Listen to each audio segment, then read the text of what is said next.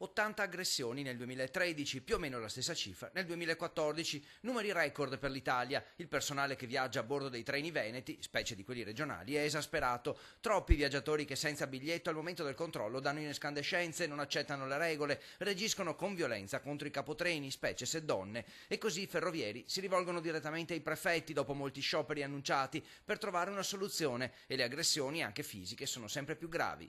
Le aggressioni continue, che quando sono aggressioni sono anche gravi, perché c'è sempre il dialogo, non è che il nostro personale deve discutere, lui deve solamente chiedere il biglietto, eventualmente i documenti, non è che deve mettersi a litigare.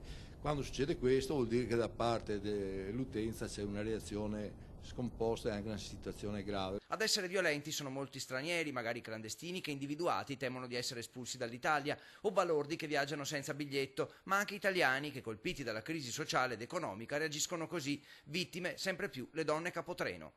Noi abbiamo molti capotreni donna e ovviamente proprio per l'effetto di essere donna in qualche modo si è più esposti ad eventuali rischi.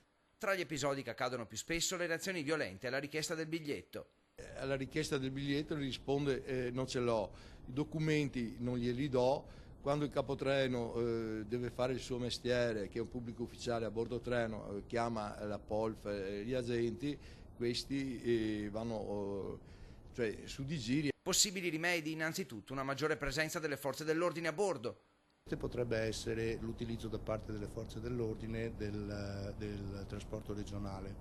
In pratica c'è un accordo tra regione e forze dell'ordine dove gli agenti della pubblica sicurezza possono viaggiare gratis sui treni e per noi dovrebbero al momento della salita in treno comunicare con il capotreno e dare la propria disponibilità. Altre proposte: utilizzare 2 capotreni per ciascun convoglio, oppure installare tornelli nelle stazioni, tutte soluzioni però che costano, e qui potrebbe bloccarsi il meccanismo.